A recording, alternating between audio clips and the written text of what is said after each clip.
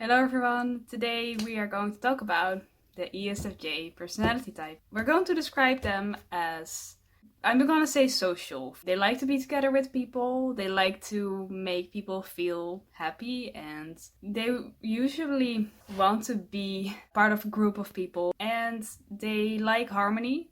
Usually, of course, it depends. Of course, there are so many people that like when it's about a certain type.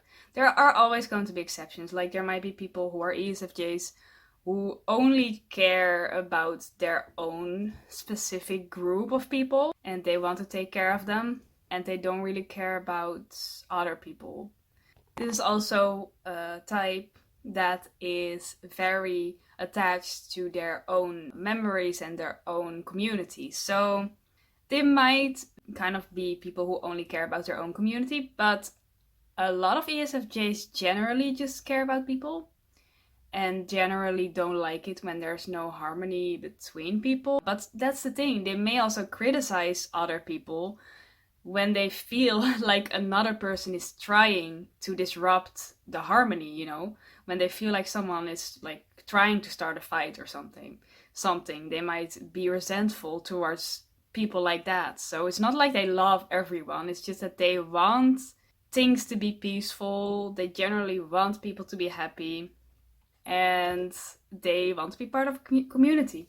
And if you, for example, compare them with an ENFJ, who's pretty similar, ESFJs are going to be even more community focused than an ENFJ because they are very attached to their memories. So usually if they have spent a lot of time with certain people, they don't really want to leave them behind, and if there's people who are around them a lot, they also don't want to leave them behind. Whereas an ENFJ, if their intuition is kind of like, okay, I don't think this works well, it doesn't align with what I want or what I think is meaningful, then they might just leave people.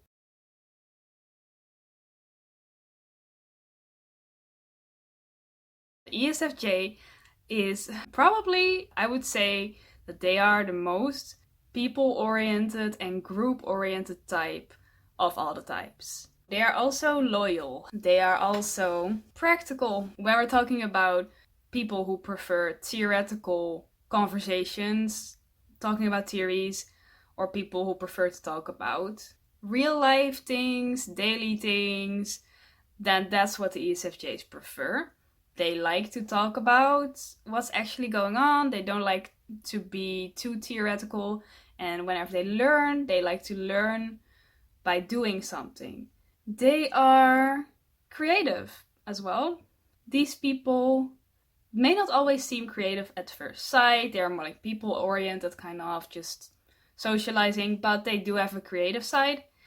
They are organized. They like things to be in order. They like to have a structure in their life. They like to plan things before they do things. Especially, they want to make sure that everyone is kind of feeling good, that everything's peaceful, and they are going to actively try to make that happen. They want to organize things in the most effective way possible to keep things harmonious and to benefit the group, basically, which is the thing that makes them seem like very social people. They're gonna be like, oh, do you need anything? Well, like, I'm gonna make sure that you have that.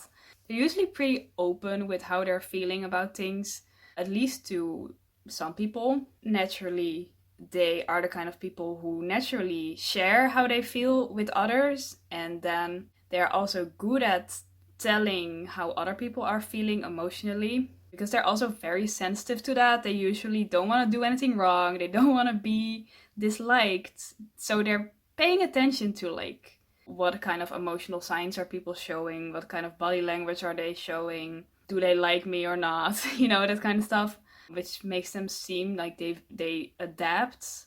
They try to adapt very much to the social atmosphere. They try to be liked by people. And the downside of that is that they can be very almost dependent on people. Like they have a hard time like being alone or trusting themselves. They like to communicate things with people all the time and make their decisions together with others. And they are decisive, so they like to have a say in things usually. They can actually seem like this contrast where they can seem, on the one hand, very nice, very social, very friendly, but on the other hand, they can also seem like bossy in a sense. Like they need things to be a certain way. They need things to be in order. They want to decide what's going to happen. They want to kind of keep things organized like all the time. But this also can make them very good leaders as well. They often like to be kind of in a leadership position, or kind of being like deciding, okay, what are we going to do? What's the best thing to do for the group so that everyone benefits from this decision, kind of like that. They're kind of constantly thinking about what's everyone feeling, how's everyone feeling, and how can I help them, and how can I help everyone, and then what am I supposed to do to make sure that things stay harmonious? Yeah, so they can kind of seem like social butterflies, basically. They can also seem pretty family oriented. ESFJs, even more than ENFJs, can be very family oriented.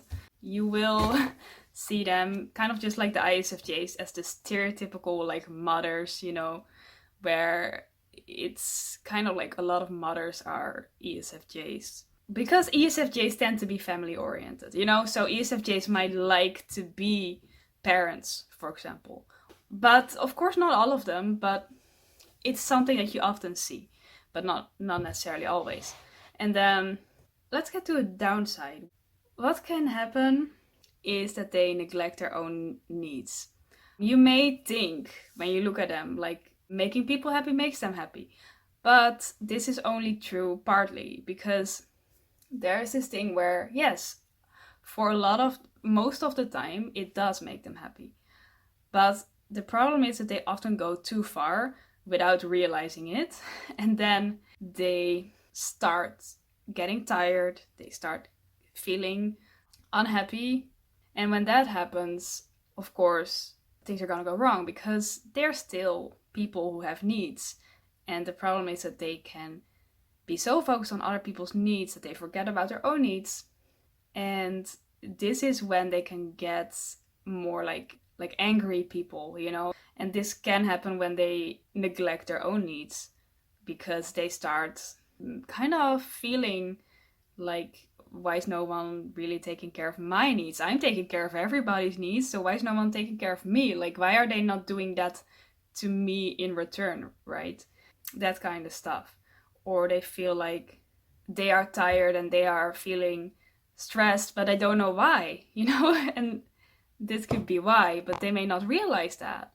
Because this thing with ESFJs, with the EFJs, I should say, the problem is that they are often very focused on other people's feelings. Just focused on other people. They're like thinking in their mind, like, okay, how is this person feeling? I'm trying to imagine their perspective and like, what do they need right now? And their own emotions are constantly expressing themselves.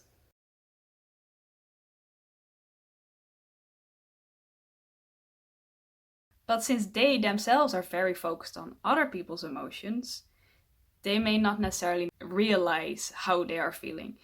I want to say something about the EJs. So all the EJs have this danger of wanting to order people around. And of course, this is a good thing if they are in a leadership position, leading a team or something, then that's a good thing. But if they are, for example, in their home or something, or just in any kind of moment when people don't appreciate that, or when they go too far with it, right? And they are like not accepting it when people don't listen to them, then it can be a bad thing. They can be bothered by negative emotions of other people, there's a negative atmosphere, basically. If anyone is trying to disrupt the peace, or if anyone is not feeling very good, they might try to like fix that or change that, or they just don't want to be around them. They just want to have like a positive atmosphere. Yeah, they can tend to be caregivers, wanting to take care of people. They are also very past and present oriented. And they constantly check in with the past for what they're supposed to do now and what used to work in the past. And they usually have a good memory. And they're really good at remembering details about people, which I also said for the ISFJs. For example, knowing what someone did in the past and kind of being like, okay, this is how this person behaves. And that's what they use to have an idea of who somebody is. As for jobs, they could be like teachers, a nurse, someone who's taking care of people in some way, or something that's creative, possibly. They're good at meeting people's physical needs, just like the ISFJs. For example, like, what kind of activity do you want to do? Where do you want to go? Or like, they might ask people like, did you eat enough? Is your health okay? Those kind of physical needs. Yeah, they're usually very interested in people. They want to get to know them. They want connection. But then again, there's a difference between sensing connection and intuitive connection. Sensing connection is a bit more about connecting through shared experiences, because sensors are focused a lot on experiences. So they may want to talk about like real life things, like what things do you like to do? Or what have you experienced in your life? What are your life experiences?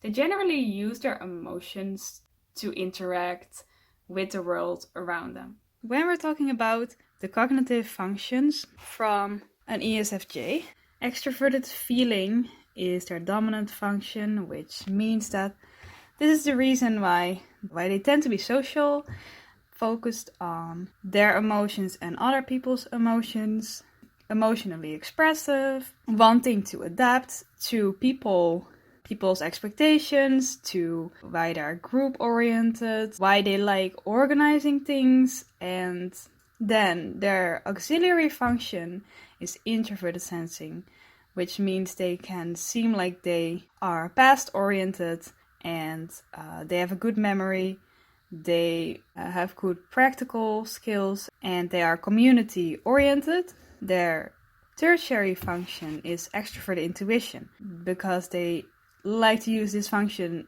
sometimes, but not all the time. They can seem like they like thinking about, for example, philosophy, or they like thinking about ideas for the future sometimes. And it can make them want to be creative, and it can make them get a lot of ideas. So this means that they may have more trouble with introverted intuition, which basically means that they can seem, when it comes to ideas, they can seem pretty open-minded, like they are interested in hearing new ideas from people, and they like to discuss them, but they may not want to follow through with ideas. They prefer the exploring of a lot of different ideas just for fun, basically, and trying things out, They prefer that over like having a set goal or exploring one idea in a lot of depth. But for their definite life choices, they're gonna be more focused on introverted sensing, which means that whenever they're going to make more solid choices in their life, it's going to be more based on like the physical world. For example, they're going to be more attached to any kind of real life facts or information or the real life experiences, and they're not very attached to ideas. So yeah, then their inferior function is introverted thinking, which means that, like I said, they don't like to really use only logic for their decisions. They think they should take people's values and their own values into account, and they don't want to be focused a lot on logic. They don't want to make decisions based on, for example, some kind of formula, like what's the most logical thing to do according to this like formula of the positives and the negatives, or like what's going to be the best outcome.